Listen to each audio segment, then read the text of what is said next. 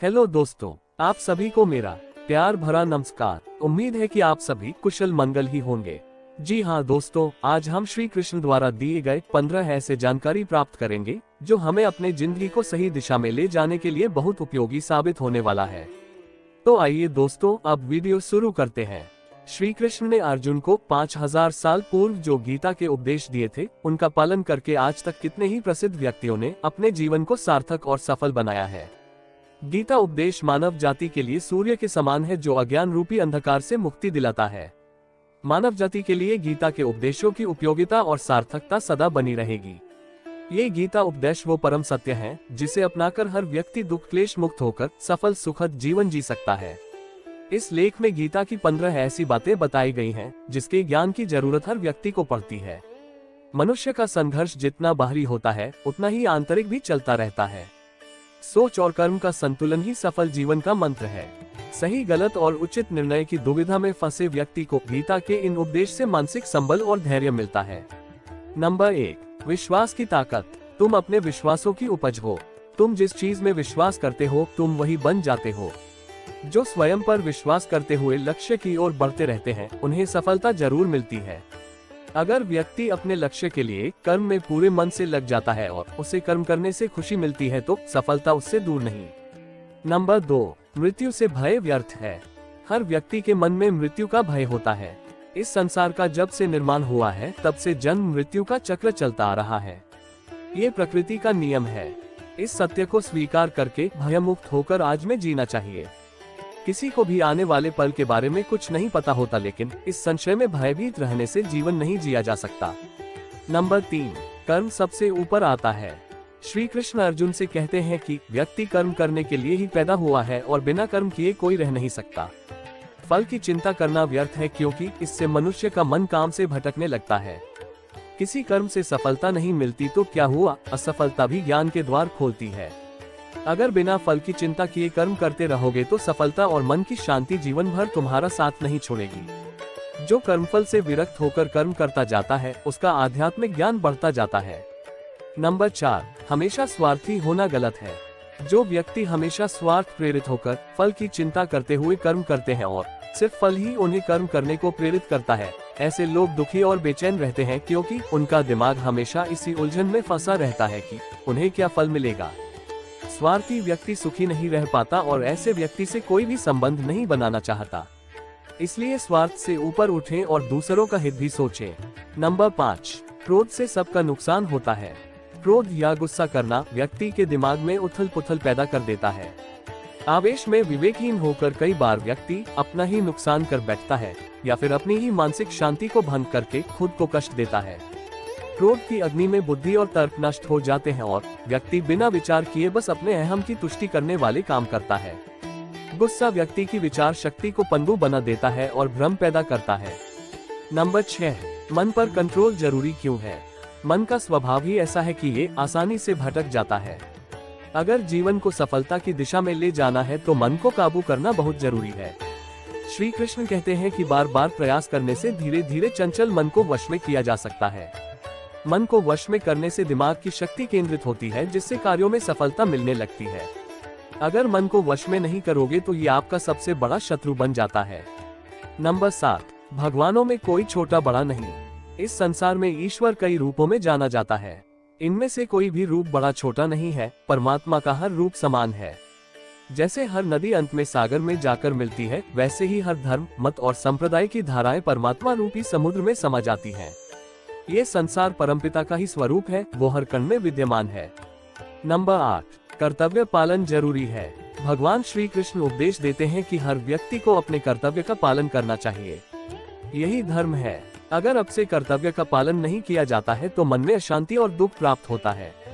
अपनी पसंद नापसंद मोह बैर को किनारे रखकर अपना कर्तव्य करो। किसी अन्य व्यक्ति का कर्म आपको कितना भी आकर्षित करे, उसके प्रलोभन में न आए। कष्ट में रहते हुए भी अपना कर्म करना दूसरे की नकल करने से श्रेष्ठ है। अपने कर्म और कर्तव्य का पालन ही जीवन का सही मार्ग है क्योंकि कर्म करना अकर्मण्यता से हमेशा बेहतर है। कर्तव्य में दोष देखकर पीछे न हटे क्योंकि हर कर्म में कोई न कोई छोटा बड़ा दोष हो सकता है, जैसे अग्नि के साथ धुआं भी होता है। सदैव कर्म करो। कर्म करने से पहले विचार करो लेकिन बहुत ज्यादा विश्लेषण मत करो। अधिक विश्लेषण, संशय और अकर्मण्यता पैदा करता है। नंबर 9, ध्यान करने से परमात्मा को अनुभव किया जा सकता है। श्री कृष्ण कहते हैं कि शारीरिक कर्म से ज्ञान का मार्ग उच्च है और ज्ञान मार्ग से भी ऊपर ध्यान मार्ग है।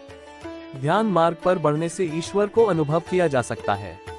जो व्यक्ति मन और इंद्रियों को शांत करके पूर्ण विश्वास से अपना ध्यान भगवान में लगाता है, उसे ईश्वर का ज्ञान और अस्तित्व अवश्य अनुभव होता है। जो हर जगह, हर जीव मनुष्य में ईश्वर को देखता है, सबके हित में लगा रहता है, उस पर परमपिता अवश्य कृपा करते हैं। ज्ञान मार्ग हो या भक्ति मार्ग, समर्पण, प्रेम, विश्वास ही आपको ईश्वर के प्रकाश की ओर ले जाता है। भगवान की पूजा बहुत से लोग करते तो हैं, लेकिन उनको शांति क्यों नहीं मिलती? क्योंकि भगवान आपके मन में निवास करता है, उसे पता है कि आपका भाव क्या है। नंबर 10, अधिक शक करने वाला कभी खुश नहीं रह सकता। श्री कृष्ण गीता में कहते हैं कि संशय, शक करने वाले का विनाश हो जाता है, इसलिए संदेह करने से बचें।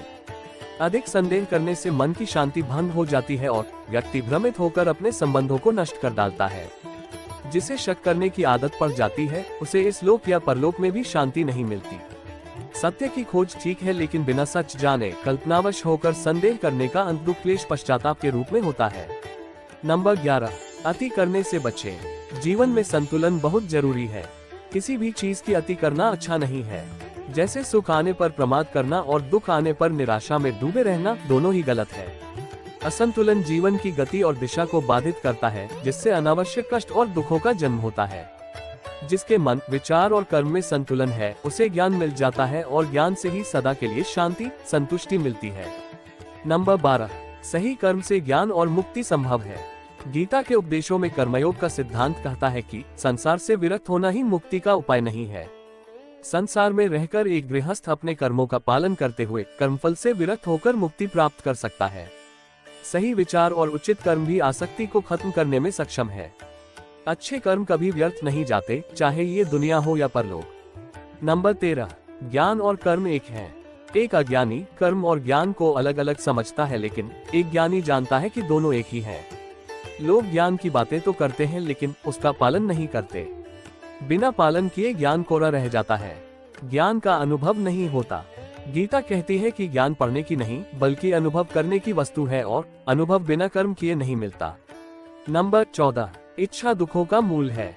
इस संसार में जितनी भी चीजें सांसारिक सुख की श्रेणी में आती हैं, उनकी एक शुरुआत और अंत जरूर होता है।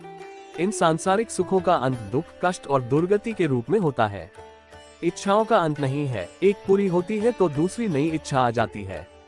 हर इच्छा से प्रेरित होकर कर्म करना गलत है, क्योंकि ऐसे तो अनुचित कार्य भी होंगे। इच्छाओं से विचलित न हो, उन्हें एक विरक्त दर्शक बनकर देखो और वे चली जाएंगी। नंबर 15, भगवान ही सबसे बड़ा सहारा है। परमपिता ही एकमात्र हमारे आधार है और अपने हैं। इस संसार में कोई भी अकेला नहीं है।